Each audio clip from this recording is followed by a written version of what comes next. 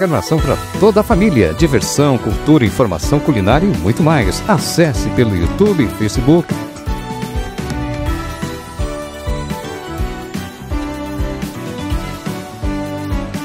Cidade Ativa Online, a nossa TV online.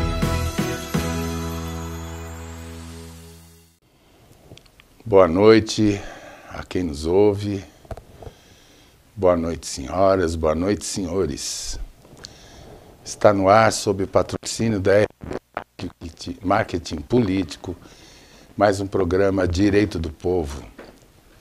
O programa que tem a pretensão de esclarecer, ao vivo e online, as dúvidas jurídicas que você que está nos ouvindo, que está nos assistindo, eventualmente possa ter. Tá bom? Não se acanhem. Façam as suas perguntas, não se preocupem com erro de português, não se preocupe em pensar que a mensagem ou a dúvida sua não é digna de uma resposta, que, enfim, que não precisa de nada, porque um vizinho ou um parente falou, não, esquece isso não vai dar em nada, não tem direito, é besteira brigar, não vale a pena, enfim. Como se diz por aí, sapo de fora tem muita opinião, né? É impressionante. Quando o problema não é com eles, sempre tem um vizinho ou um parente com uma solução mágica, né? Como se tivesse uma varinha e plim, o problema some. E os maus conselhos. Não, isso não dá em nada, não vale a pena, vai gastar tua paciência, teu tempo, teu dinheiro para resolver uma coisa que não vai ter solução. Essas coisas são assim mesmo. Não são. Não são, não. Procure sempre os seus direitos. Sempre. Nunca deixe a sensação de injustiça que te envolve, que permanece na sua cabeça, no seu coração, não deixe essa dúvida permanecer na tua vida. Esclareça essa dúvida. Consulte um advogado no seu município, no fórum do seu município, por lei, por constituição, por disposição constitucional, você tem direito a consultar um advogado gratuitamente, seja no fórum, nos sistemas lá de assistência judiciária, seja na seccional da OAB, a Ordem dos Advogados do Brasil, do seu município. Procure, esclareça a sua dúvida. Se não tiver tempo, se trabalha o dia inteiro, chega em casa cansado, está aí a oportunidade que você tem. Mandar uma mensagem para o nosso programa, para que a gente possa, dentro do possível, evidentemente, esclarecer a sua dúvida jurídica. Tá bom, gente? Mas eu queria iniciar esse programa conversando com vocês sobre a situação que se encontra a cidade de Salvador, na Bahia, e a cidade do Rio de Janeiro. Da Bahia eu não sei muito bem o que está acontecendo, parece que há uma briga entre traficantes, ou uma briga entre traficantes e a Polícia Federal, mataram já um agente da Polícia Federal, e a cidade está mais ou menos sitiada. Mas no Rio de Janeiro a coisa mais grave, a meu ver. Ontem nós vimos um episódio absolutamente lamentável. A cidade do Rio de Janeiro teve nada menos que 35 ônibus pegando fogo por ordem de um miliciano, porque mataram outro miliciano, ou alguém da milícia dele, ele não gostou, taca fogo nos ônibus dessa cidade. Então a cidade paralisa, as escolas não funcionam, o comércio fecha as portas, o trânsito para, enfim, a cidade paralisa por vontade de um miliciano. O que é um miliciano, gente? Bandido. O miliciano é um criminoso. E o que é pior, a polícia sabe o nome dele, a imprensa sabe o nome dele, a cidade do Rio de Janeiro sabe o nome dele, e hoje o Brasil sabe o nome dos milicianos do Rio de Janeiro. E eles continuam lá, né? Com grandes manifestações de poder, com grande manifestação de riqueza, né? Tecnicamente a gente chama sinais exteriores de riqueza. Eles moram em mansões, eles dirigem carro importado, eles têm acesso às armas importadas, não é? A helicópteros, enfim. São milionários. E são milionários às custas do povo. Eles cobram o gás do povo, cobram a TV online do povo, a TV, sinal de TV, que é um gato, né? Um crime. Mas para você assinar um serviço de TV por satélite, por exemplo, só fazendo com eles. E eles cobram altas taxas, né? Um bujão de gás que no comércio, que o comércio vendia, digamos, eu não sei o valor do bujão de gás, mas digamos que fosse R$50 um bujão de 13 quilos, que é o mais comum. Por conta da taxa da milícia, esse mesmo bujão custa para a população mais que o dobro, R$120, R$130. E quem paga? Né? Paga o trabalhador que não tem renda, paga o trabalhador que é pobre, paga o trabalhador que é obrigado a morar nas comunidades cariocas porque não tem dinheiro de morar num apartamento, num bairro mais tranquilo e mais custoso do Rio de Janeiro. Temos que lembrar que a cidade do Rio de Janeiro é cercada por morros. Né? É uma cidade que é uma tripa. De um lado tem mar, do outro lado tem montanha. A cidade não tem para onde expandir, então ela expande nos morros, né? Com construções irregulares, muitas vezes perigosas, com risco de desabamento e tudo mais. E os milicianos tomam conta desses lugares. Eles é que fazem o policiamento, eles que fazem a segurança, não é? Eles é que prendem, julgam, condenam e, pior, executam as penas que eles próprios resolvem dar, que normalmente a gente sabe qual é, pena de morte, não é? O Brasil, no entanto, não tem pena de morte. A gente não pode simplesmente pegar um cara desse e matar, né? Mas por que eu estou falando disso tudo? Porque é hora, gente. É hora, Brasil. É hora, brasileiros e brasileiras, dos nossos governantes, dos nossos políticos criarem vergonha na cara. Não tem outra coisa para falar. Não dá para suavizar. Não dá para usar eufemismo e dizer, gente, olha, faz isso, olha, vai com cuidado, viu? Não é por aí. O que eles fazem? Quando acontece uma ocorrência como aconteceu ontem, o que acontece? De novo o que está acontecendo. Intervenção federal, exército na rua, aí vai para a comunidade, mata um monte de gente, paralisa a cidade do mesmo jeito. Só que assim, isso tudo é anunciado em jornal, em televisão. Quando o exército vai para a rua, o tal do miliciano, que é o dono da milícia, o chefe da milícia, já não está mais lá. Né? Deve estar na piscina, na casa de campo dele, ou fora do país, até deixando a poeira baixar um pouquinho, né? É hora, meu povo, de exigir das nossas autoridades um trabalho eficaz. Aliás, a eficácia é uma exigência constitucional. Eu explico melhor.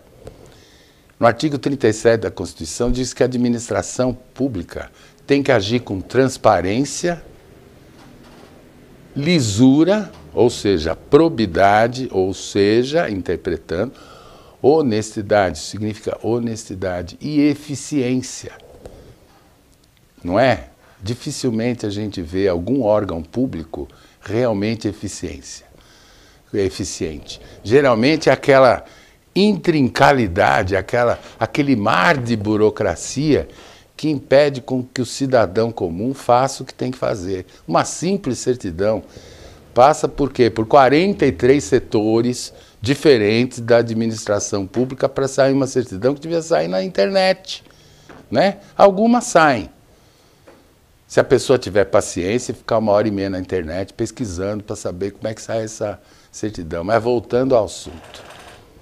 O que eu chamo de eficiência dos nossos governantes para tratar com bandido, para tratar com criminoso? Me parece que isto no mundo inteiro já deu resultado. É trabalhar com inteligência, com proficiência. Quando a gente fala em inteligência, passa uma coisa tipo James Bond, né? Tipo espião, tipo gente disfarçada, infiltrada, não é nada disso. Né? Agir com inteligência para pegar um bandido que sabe quem é, que se conhece, que sabe inclusive onde está, basta duas coisas, né? Primeiro, bloquear tudo. Bloquear bem, bloquear a propriedade, apreender veículo, ainda que tenha documento. A justiça está aí para isso. Basta que o Ministério Público Federal ou o Ministério Público do Rio de Janeiro peça em nome da população, então o requerimento atende ao interesse público, não é? Abra o inquérito civil na ambiência do Ministério Público, ou abra o inquérito mesmo para valer, né? Juntamente com a Procuradoria-Geral da República, com a União Federal, abra o inquérito e peça uma simples liminar para o juiz. Liminar dizendo o seguinte, ó, bloqueia tudo, vamos ouvir tudo que esse cara fala e vamos bloquear todos os bens dele. E principalmente, vamos bloquear as contas bancárias. Ah, mas não tem nada em nome dele. Tá bom, tem em nome de parente, tem em nome das empresas fantasmas, das empresas de fachada que eles têm. Por que eu digo isso? Porque a polícia sabe de tudo isso. Eu tenho 40 anos de profissão. Já atuei um bom tempo na área criminal, principalmente no começo de carreira. Eu era um apaixonado pelo direito criminal. E eu nunca conheci, gente, eu quero enfatizar isso, nunca conheci um policial que não saiba quem são os bandidos da jurisdição de sua delegacia. Todos os policiais conhecem todos os bandidos, sabem onde estão, sabem onde moram, sabem onde vivem, sabem com quem é casado, sabe o nome da amante, sabe o nome do filho, sabe que escola o filho frequenta, onde a mulher dele janta, onde a mulher dele faz compra, onde a amante dele faz compra, onde a amante dele reside, sabe tudo isso. Por que não prende?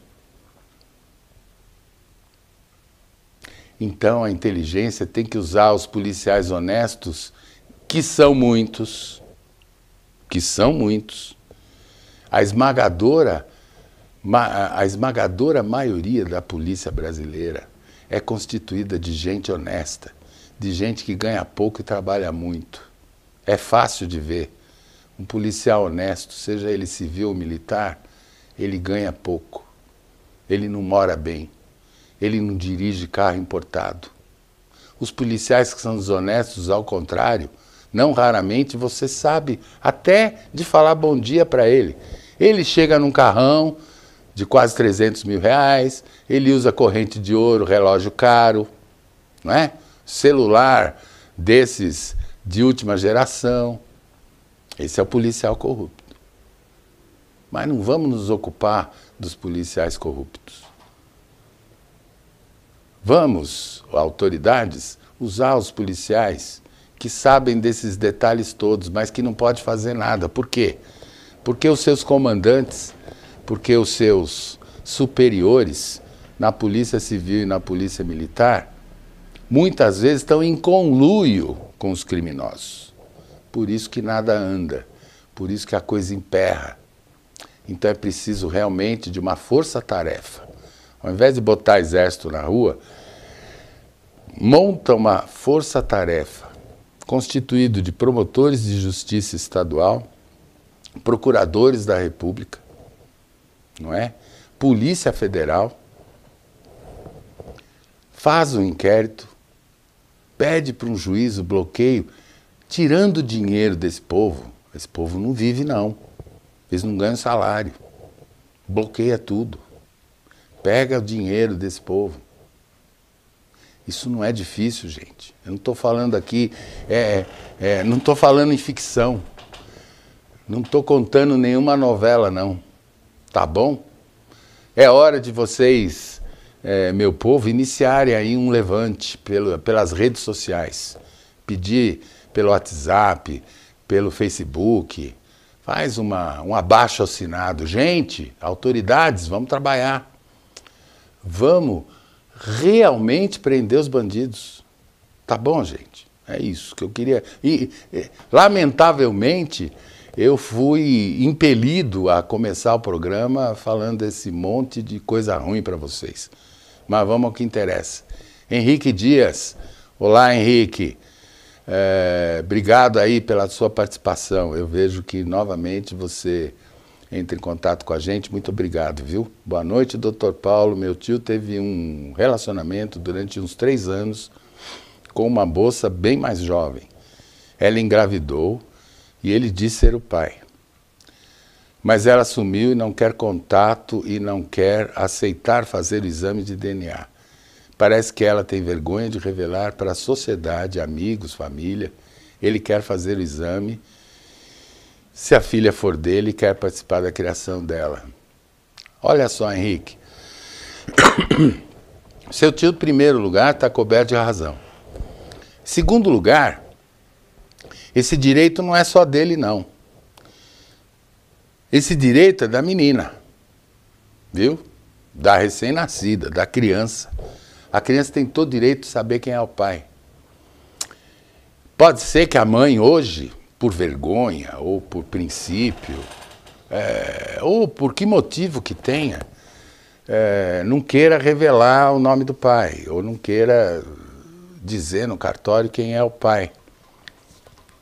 Mas amanhã, a vida, a gente nunca sabe o que acontece na vida da gente, amanhã, talvez essa moça que hoje, por vergonha ou por pirraça, não quer admitir que seu tio seja o pai, pode ser que ela precise. E digo mais, pode ser que ela precise até para alimentar sua filha, viu? Então, assim, o que ele tem que fazer, o que seu tio tem que fazer, Henrique? Entrar com processo denominado ação de investigação de paternidade. E o juiz pode obrigar a moça a fazer o exame de DNA. E digo mais para você, se ela se recusar a fazer, e se o Ministério Público também impedir que a justiça acolha o DNA da garota, do bebê, da menina, enfim, o juiz pode suprir essa ausência declarando o seu tio como pai e mandando que o cartório de registro civil das pessoas naturais, onde ela está registrada, onde ela tem a certidão de nascimento, o juiz pode determinar ao cartório que inclua o nome do seu tio na certidão de nascimento. Tá bom? É assim, o exame de DNA é um exame complexo, ele é feito por uma autoridade estadual, aqui em São Paulo. Eu não sei de onde você está se manifestando, Henrique, mas aqui em São Paulo é feito pelo instituto chamado IMESC, I-M-E-S-C, IMESC, tá? Enfim, eu não sei bem, pode ser que eu cometa uma gafe aqui, mas é um instituto médico de especialização criminal ou qualquer coisa assim. Tá? IMESC, Instituto Médico. É ele quem faz o exame de DNA. Por quê? Porque o exame dele tem fé pública. O que significa isso? O resultado do exame produzido pelo IMESC aqui em São Paulo é considerado legalmente, por lei, é considerado como legítimo e correto. Tá certo, Henrique?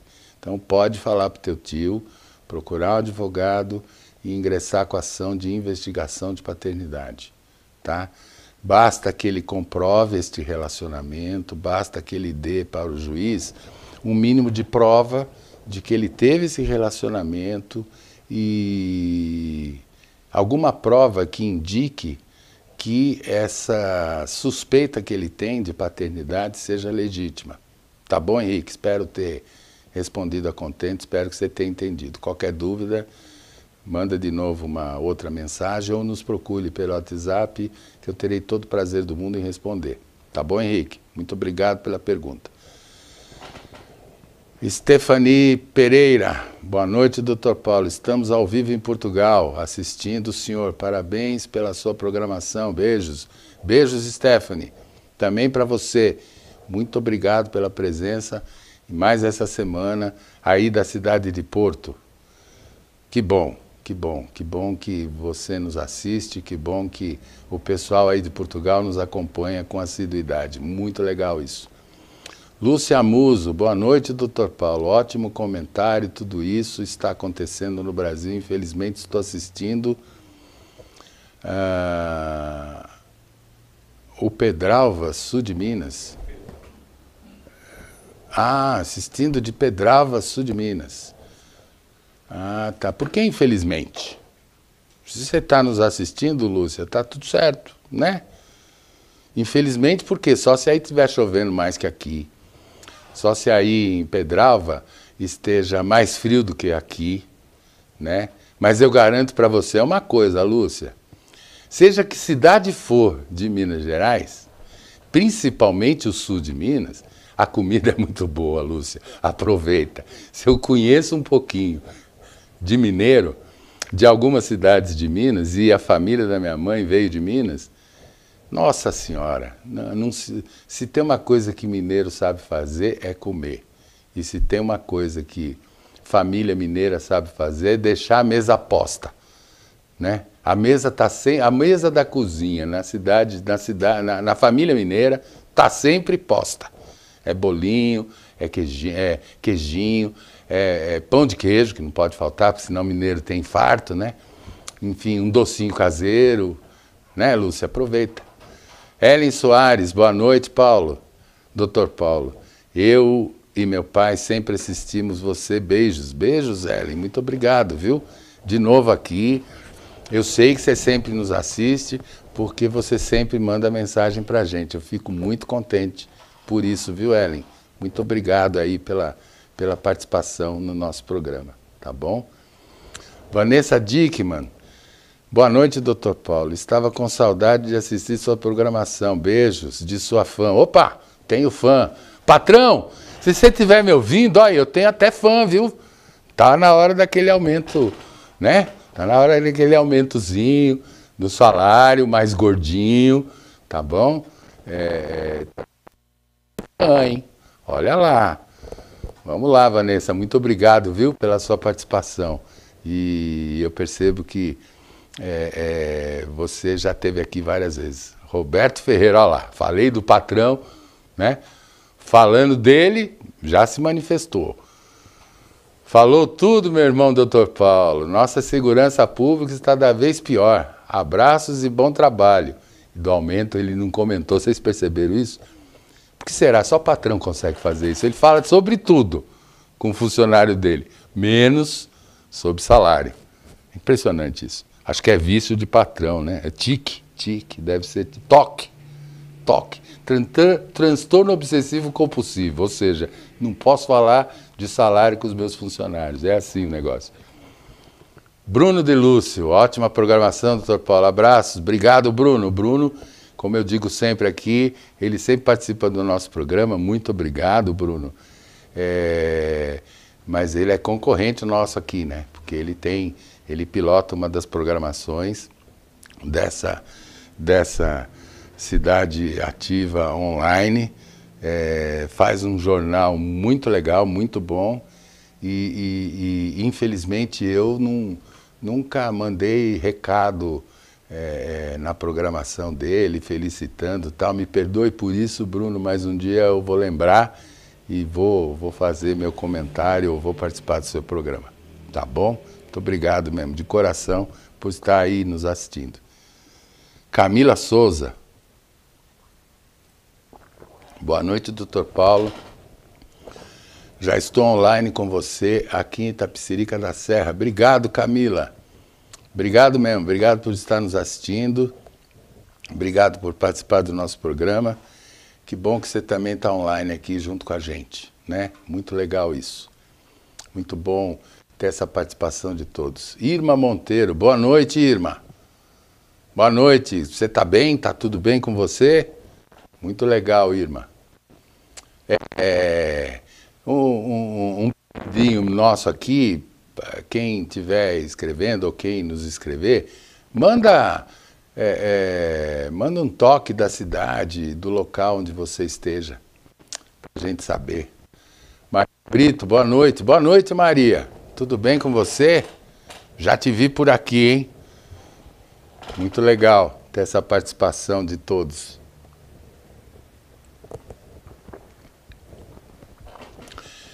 Gente, eu queria comentar.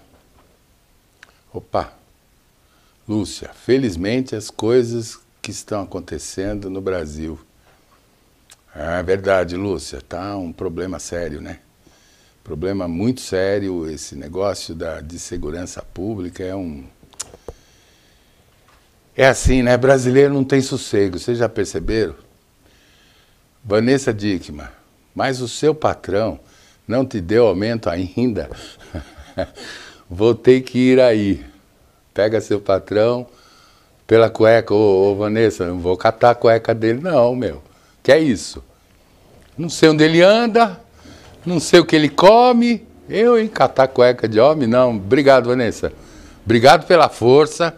Obrigado pelo recado aqui. Tomara que ele assista o teu comentário e resolva me dar aumento. Mas eu, desculpa, não vou seguir essa sugestão aqui de pegá-lo pela cueca. Emanuela Bittencourt, estamos firmes aqui em Taboão da Serra, torcendo para o senhor receber aumento, doutor Paulo. Tá vendo? Além de fã-clube, eu tenho gente que reconhece que eu ganho muito pouco. Ó, patrão, espero que você esteja anotando. Eu vou pedir para a produção do programa, o pessoal que está aqui no estúdio, atrás, que é um pessoal responsável, né, por esse programa estar no ar, que, por favor, me mande cópia dessas manifestações em apoio, né, ao meu bem-estar financeiro, que anda minguado, viu, patrão? Anda minguado demais. E o salário que eu recebo aqui... fazer como aquele, lembram-se do professor Raimundo, do Chico Anísio, o salário, ó, tô igual, patrão, tô igual.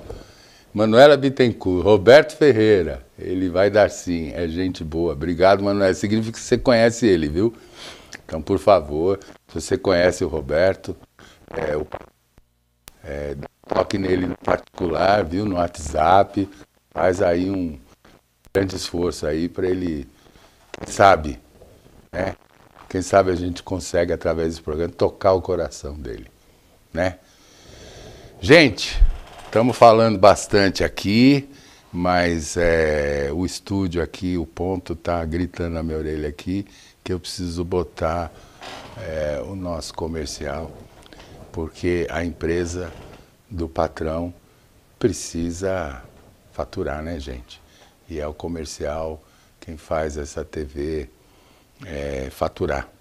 Aliás, você que nos assiste, que seja aí comerciante, que seja industrial, não é? Que seja prestador de serviço, manda para cá o seu nome, vamos aí botar comercial aqui no nosso programa, tá bom? Como é uma TV online, eu garanto para vocês que a gente é bem mais barato que a Rede Globo, tá bom? Pode anunciar aqui que não tem problema nenhum. A gente aceita e agradece bastante. Vamos para o nosso comercial agora e até já.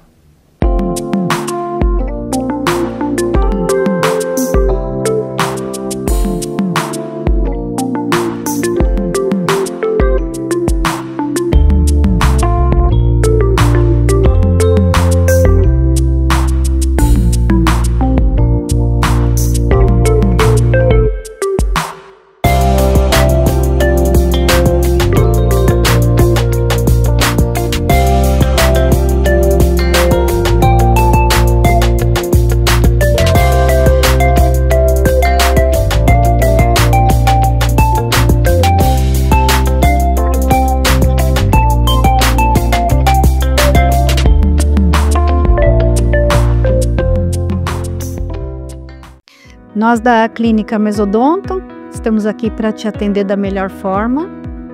Estamos há 35 anos no mercado, atuamos em todas as áreas: pediatria, endodontia, fazemos clareamento, restaurações, implantes.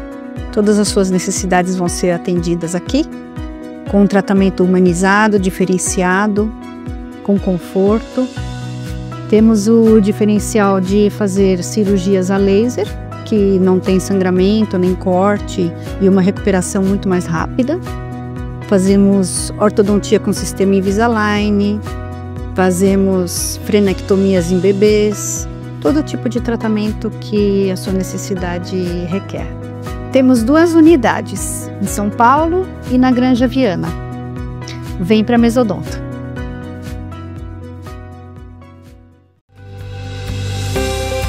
Moema, materiais para construção. Na Avenida Elias Yasbeck, número 1240, em Budas Artes Centro. Estamos aqui na Casa Elegância Imóveis com o melhor custo-benefício. Vem!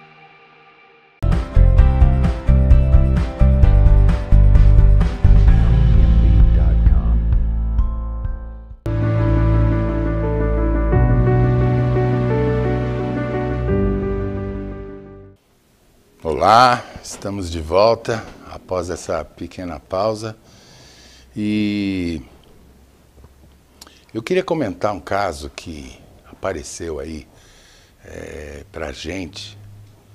Infelizmente não conseguimos colocar essa questão ao vivo, mas eu vou satisfazer a curiosidade da Isaura, que me relatou um problema que é um pouquinho complexo, mas não é incomum, isso acontece sempre. Em cidades onde tem desnível, né, muitas vezes acontece o seguinte: tem uma casa, o terreno dessa casa é em declive em relação ao vizinho, né? Então, por exemplo, este é o caso que veio para a gente. A Isaura mora numa casa de frente para uma determinada rua. O terreno dela está em declive. Então, o que ela fez? Ela construiu a casa mais próxima da rua, tá certo? É um sobrado e o terreno, o quintal dela, forma uma descida assim, tá certo? E aí, essa descida vai parar num muro, que por sua vez esse muro é divisa da casa da vizinha dela dos fundos, cuja entrada da casa da vizinha dá para a rua de baixo, tá certo? Então, assim, o quintal da Isaura acaba num muro, que por sua vez é uma divisa do quintal da casa da vizinha da rua de baixo, cujo nome eu não vou declinar por razões óbvias, tá certo? O que acontece? A Isaura não fez, quando construiu o muro dela, ela construiu num barranco, tá certo? Então o muro, que olhando da propriedade da Isaura, o muro tem 2 metros de altura. Mas olhando do quintal da vizinha da rua de baixo, esse mesmo muro tem mais de 2 metros, tem quase 4 metros. Significa que 2 metros, ou seja, metade do muro, está encostado no barranco do terreno da Isaura. A vizinha de baixo, o que ela fez? Ela aproveitou o muro da Isaura, tá certo? Fez um muro dela encostado no muro da Isaura, mas mesmo assim, quando chove ou no período chuvoso, esta terra vai fazendo pressão no muro. Então, a vizinha de baixo entrou com uma ação contra a Isaura, uma ação judicial contra a Isaura, dizendo que o muro dela está tendo infiltração e já tem até algumas rachaduras, tá certo? Por conta da pressão que a terra que está no terreno da Isaura exerce sobre o seu muro. Tá? Ela entrou com uma ação pedindo para que o juiz determine a Isaura que faça um muro de arrimo. Muito bem. Vamos lá. Acho que deu para entender esse imbróglio, né, gente? Acho que deu. É mais ou menos comum isso. Tá bom. Ela entrou com a ação corretamente, a meu ver. Mas o pedido que ela fez na ação é que está errado. Por quê? Porque se o terreno dela acaba num barranco, que é o barranco do imóvel da propriedade da Isaura, ela, vizinha da rua de baixo, tinha que ter construído um muro que chama-se muro de arrimo. É um muro reforçado, são aqueles muros que a gente vê de vez em quando por aí, que tem uns caninhos.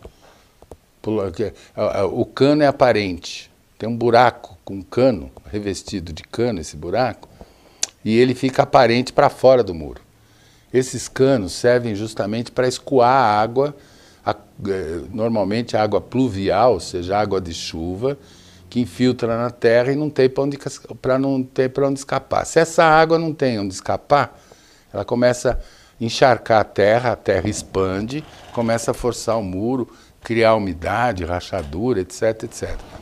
Mas se você fizer um muro de arrimo, que é um muro reforçado, com os canos de escoamento de água, está tudo certo, né?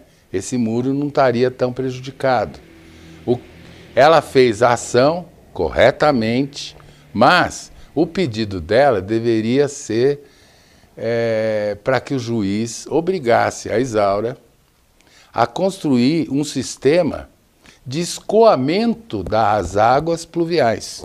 Ou seja, a obrigação aí é dupla. A vizinha da rua de baixo vai ter que construir um muro de arrimo para reforçar o seu muro, reforçar a sua propriedade, para não deixar haver desabamento.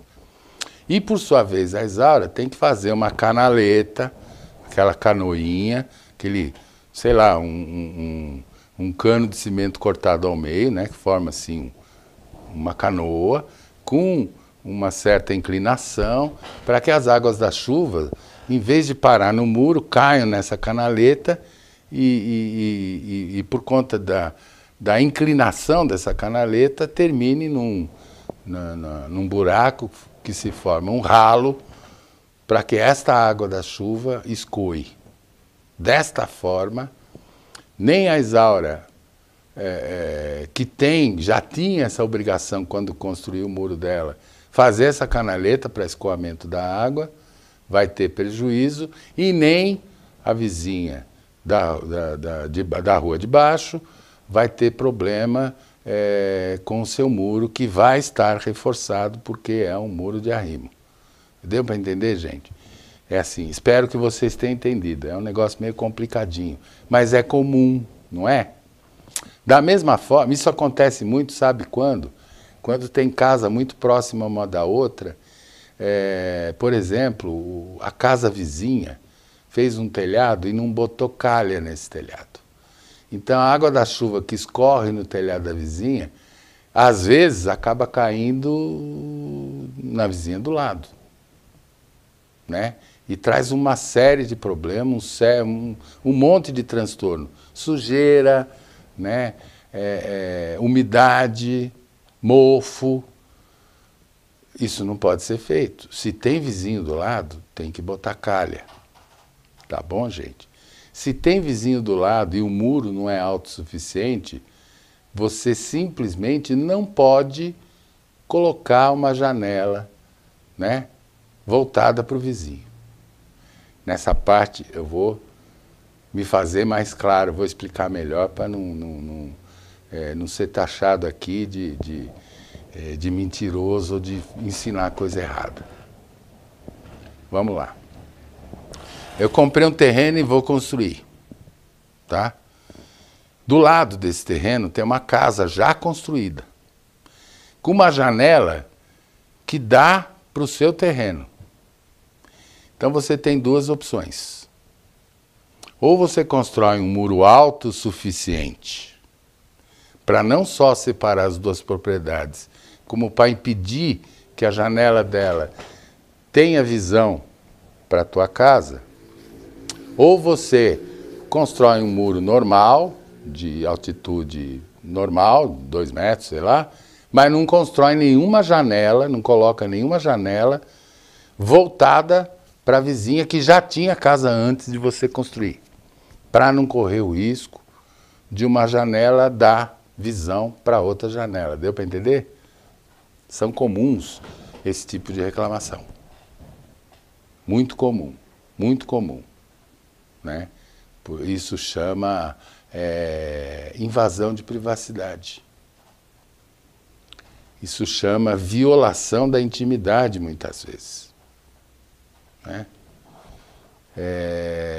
Uma vez eu peguei um caso criminal para defender um rapaz, na verdade um rapaz saído da adolescência já, ele tinha 18 anos, portanto já era criminalmente responsável. O que esse rapaz fazia? Morava num prédio, ou morava, não sei, faz tempo isso.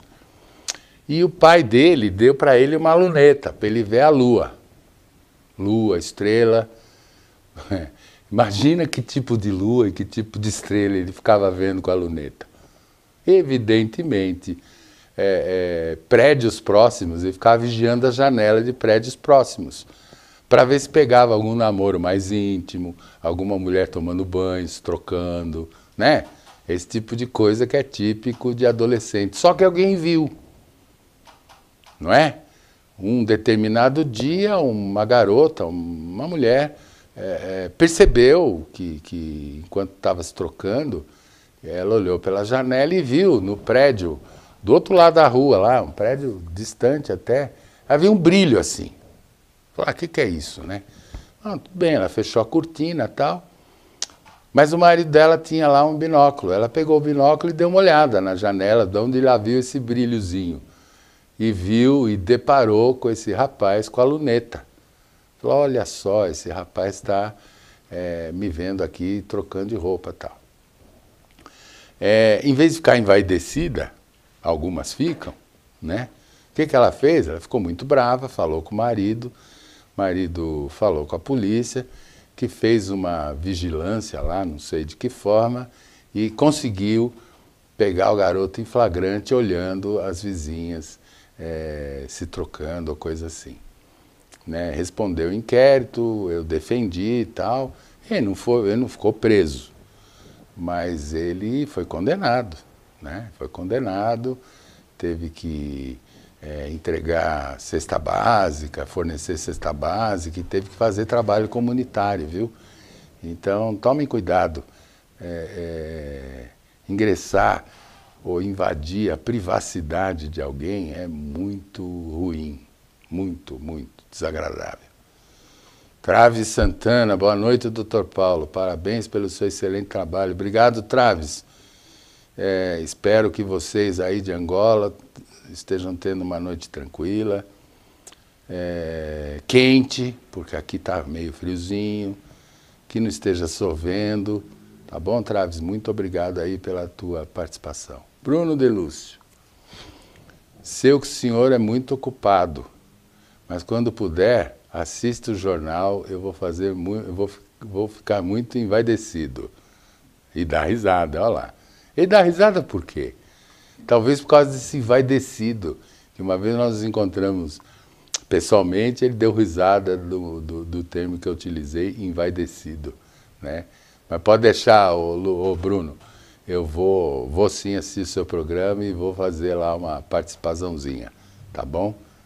Promessa. Manuela Siqueira, boa noite, doutor Paulo. Logo estarei no Brasil, não esqueci. Beijos, Luanda.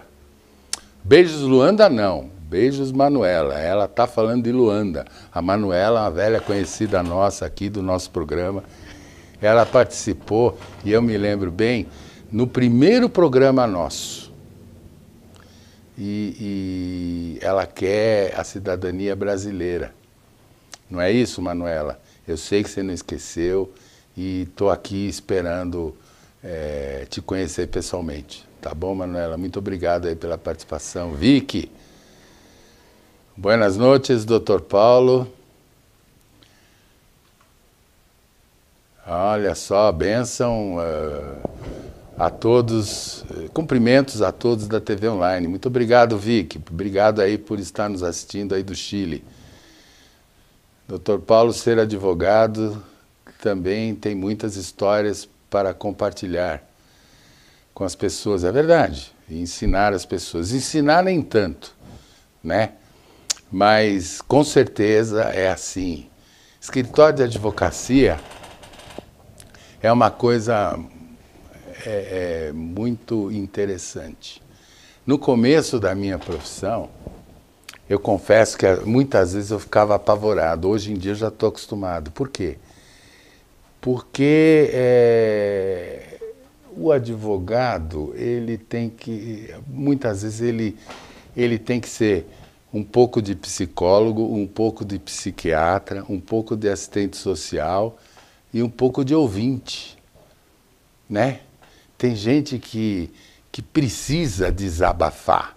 Então tem muito cliente, ou clientes femininas principalmente, que vão no escritório em casos de família, principalmente nos casos de família, de separação ou de disputa de guarda de criança, que assim, ela já falou o que tinha que falar, ela já deu as razões pelas quais ela quer que eu entre com uma ação, mas ela precisa desabafar.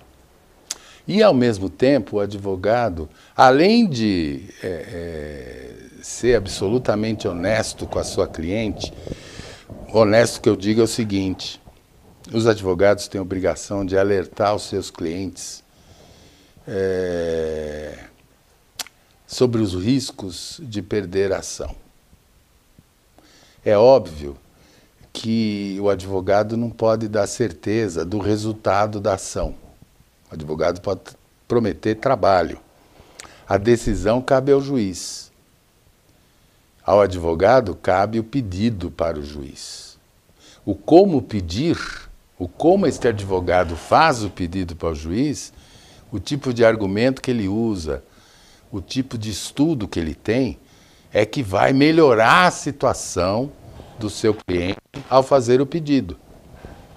Porque ele vai dar ao juiz não só a história do seu cliente, mas também as razões jurídicas e legais pelas quais ele deve concordar com o postulado da minha cliente. Mas o advogado, que nem advogados, alguns, não são essencialmente honestos nessa hora. Interessa para ele pegar o caso, mesmo sabendo que este caso está fadado a insucesso, não é? Muitas vezes a pessoa vem reclamar e faz um postulado que você sabe que ele não vai conseguir. Por mais que você, advogado, tenha estudo, tenha conhecimento, o que o teu cliente pede não é justo. E não tem motivo para pedir, vai perder o processo. Então o advogado tem que alertar para o seu cliente os riscos de eventualmente a ação não ter sucesso. Tá bom? Stella Gabriela, minha amiga, quer alterar o regime de bens que escolheu para o seu casamento, para qualquer outro. É possível essa alteração ou alguma restrição? Muito bem, Gabriela, é assim. No Código de 1916, no Código Civil de 1916, não podia. O regime do casamento era perene, ele não podia ser alterado. Entendia o Código Civil, entendia a legislação brasileira, que as pessoas que iriam casar eram maiores e capazes, isto é, tinham condições de escolher com liberdade o regime de bens. São 3 os regimes possíveis de bens: separação total de bens, comunhão parcial de bens e comunhão universal de bens. A separação total de bens significa o seguinte: o que um trouxe para o pagamento, para o casamento, continuaria seu. E depois do casamento também.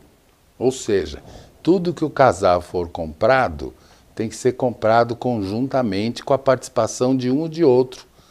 Entendeu? Então, por exemplo, se o marido quiser comprar um carro em nome dele, ele bota em nome dele e é só dele.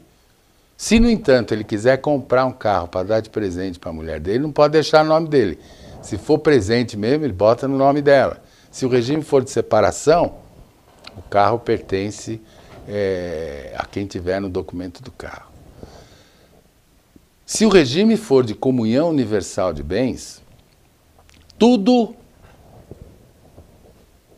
entendam, tudo inclui pé de meia, tá? Um par de meia, um pé, teoricamente, assim, um pé da mulher, outro pé do homem. Um pé da mulher, da esposa, outro do marido. Isso é comunhão universal de bens. Significa que a comunhão se estende para trás e para frente também. A comunhão parcial de bens significa o seguinte: tudo que o marido tinha antes do casamento e a mulher tinha antes do casamento permanece em nome deles e é direito deles.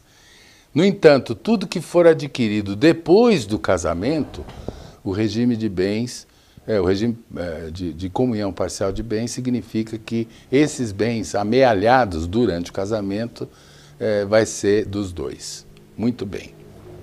Esses são os 3 regimes.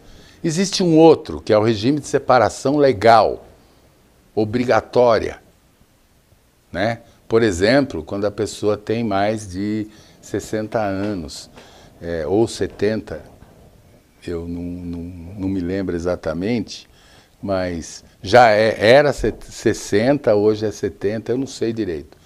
Mas tem um regime de separação obrigatória, né? Se a pessoa tiver já uma certa idade, ele não pode casar.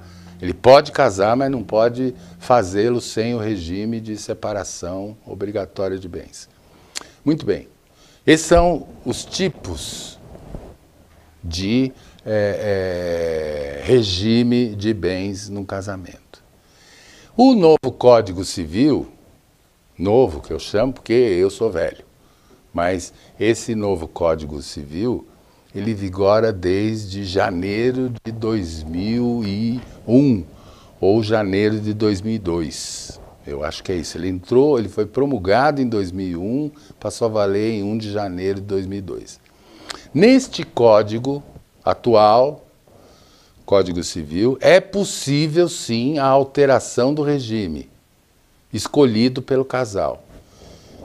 Percebam que eu falei que é possível alterar o regime escolhido pelo casal antes de casar. Escolhido significa o seguinte: que o casal não pode alterar o regime de separação obrigatória.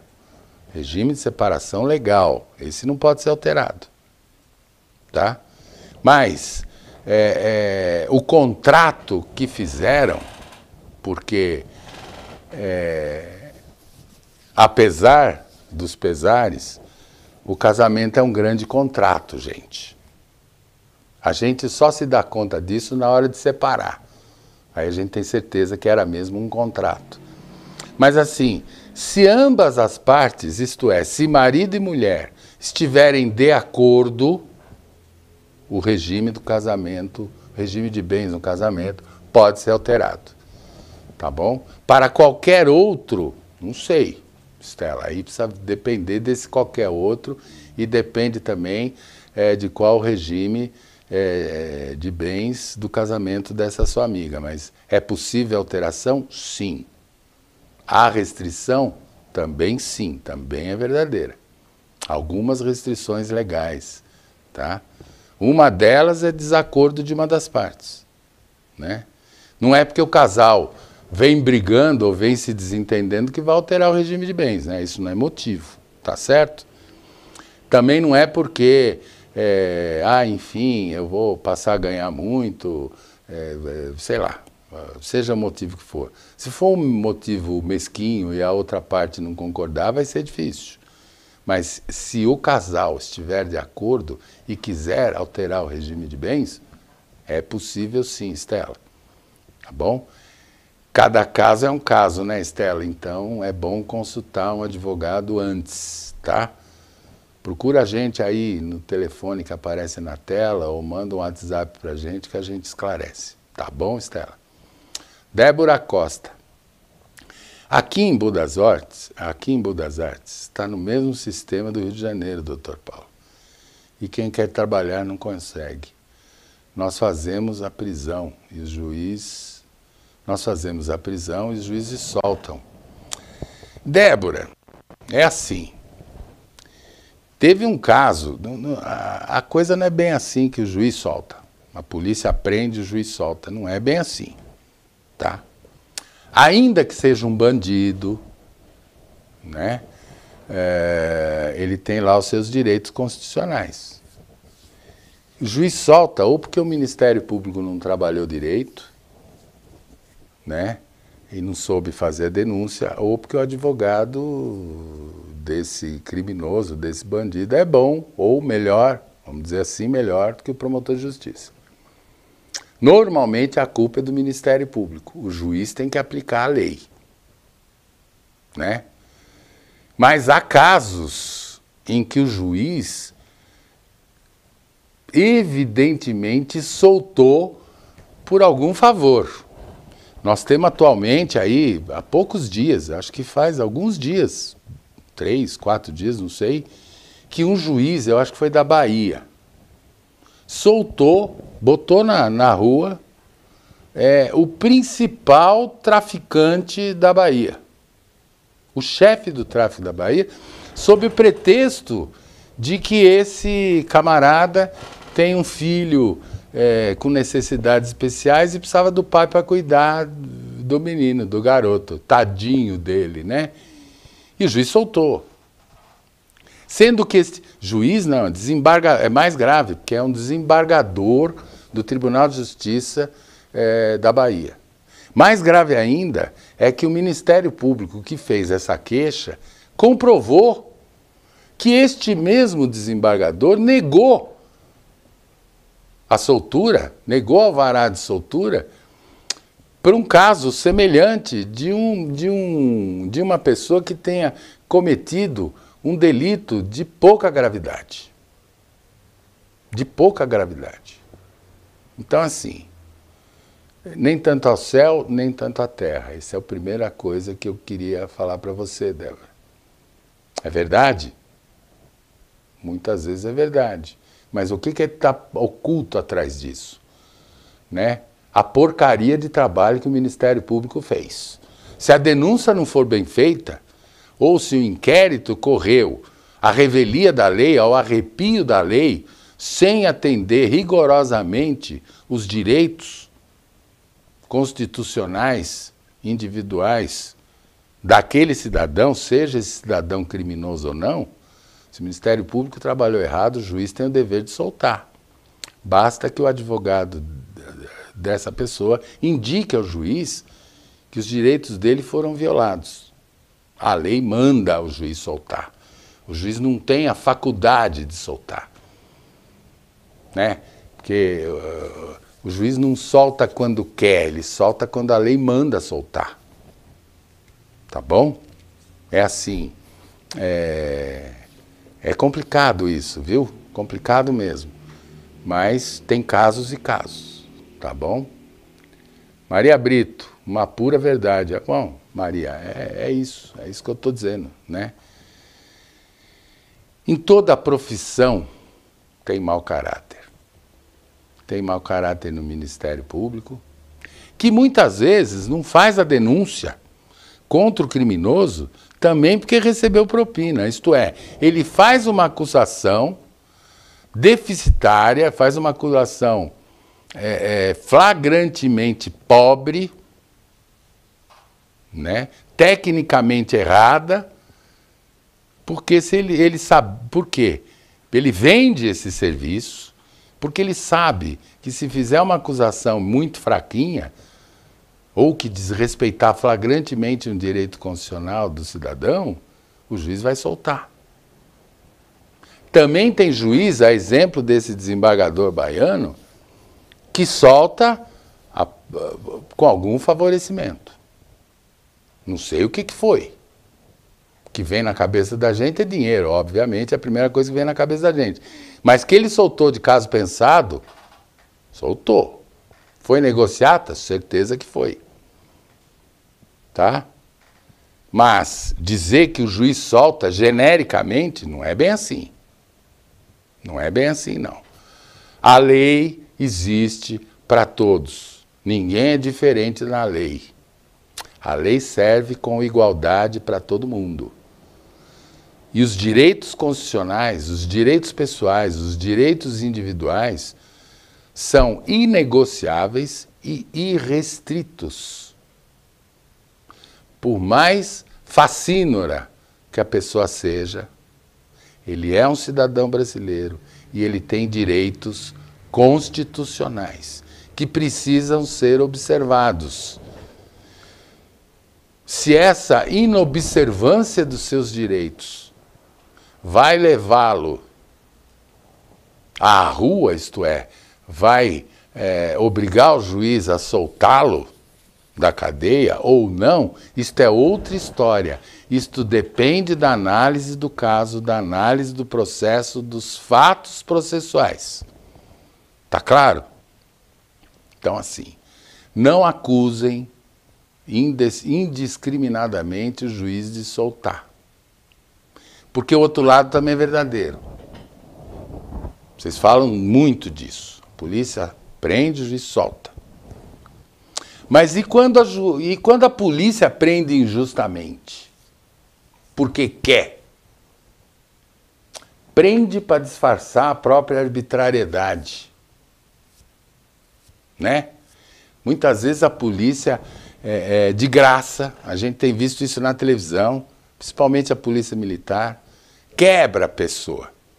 De pancada, de cacetada, de chute, desumano o tratamento que a polícia militar dá a essa pessoa. Leva essa pessoa presa, e ainda diz na delegacia, ele agrediu um policial, sem nenhuma prova. Pura história. Os vizinhos que viram a ação, alguns denunciam isso, a atitude da polícia, mesmo temendo pela sua vida por ter denunciado um policial arbitrário, violento. Por isso que eu sou muito favorável à obrigatoriedade da câmera de filmagem que todo policial deve manter no seu uniforme. Eu, particularmente, sou favorável a isso. Helenice Damasceno, boa noite, doutor Paulo. Quanto tempo um empregado demitido de uma empresa tem para entrar com processo contra a empresa? É assim, ela tem 2 anos para entrar contra a empresa. E ela só pode pedir os direitos contando 5 anos para trás. Ela foi despedida hoje, dia 25 de outubro. Ela tem até 25 de outubro de 2025 para fazer a sua reclamação trabalhista. Mas ela só pode pedir até 25 de outubro de 2018. Para trás, não pode pedir. A menos que seja verba previdenciária e que existe uma discussão. Existe uma discussão. Anteriormente, a Justiça entendia que o FGTS prescreve em 30 anos. Esse entendimento ainda existe. Mas, me disseram, eu não sou trabalhista, eu preciso pesquisar, mas me disseram que hoje o entendimento na Justiça do Trabalho, né, é que o período de decadência, ou seja, esses 5 anos também passou a ser aplicado no FGTS. Parece que esse entendimento não é pacífico, não é unânime, mas parece que ele existe. Tá bom, Helenice? Espero ter respondido a contento a tua indagação. Gente, já passamos do horário, estou levando bronca aqui do pessoal da minha orelha, no ponto aqui, tá aos berros para eu encerrar o programa, porque eu atravessei e ultrapassei o tempo de programa. Tá bom? Mas por que eu ultrapassei? Porque hoje, graças a Deus, eu fico muito agradecido, houve bastante participação de vocês que nos seguem. Continuem assim, eu terei sempre o enorme prazer de esclarecer as dúvidas que vocês nos mandam. Fiquem com Deus, boa noite e até a semana que vem, se Deus quiser. Cidade Ativa Online, a nossa TV online.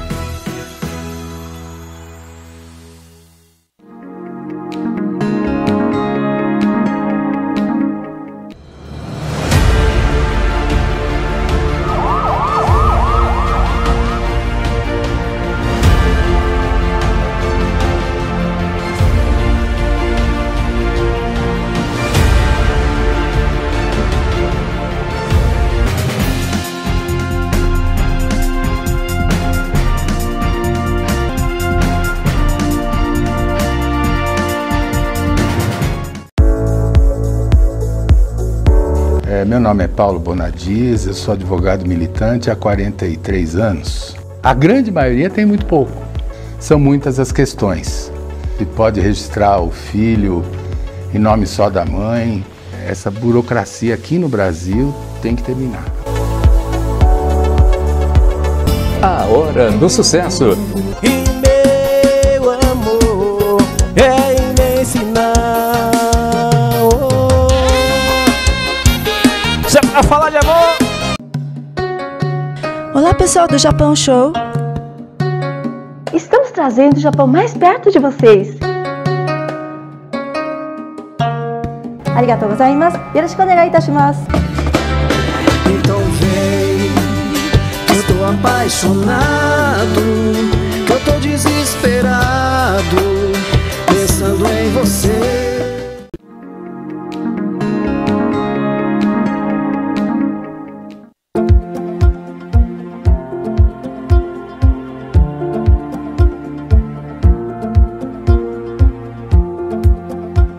Somos Mais Angola, seu povo, sua cultura, só aqui na Cidade Ativa Online.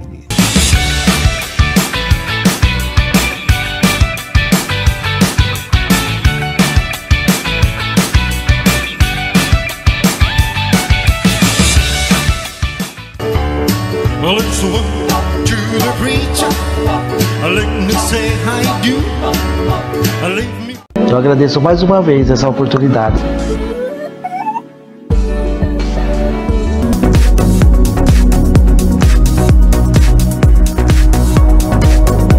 Porque hoje eu tenho um carinho dos meus filhos. Descobri que eu tô grávida de novo. Nós estamos abandonados. O meu vizinho tomou até um tiro na perna. A gente tem que buscar os nossos direitos. É como um cavalo que tem dois donos que morre de fome. Deus agita o mar, remove montanhas. Deus faz mais que isso para te ajudar. Às vezes o bar. Obrigado, que Deus abençoe. TV Online.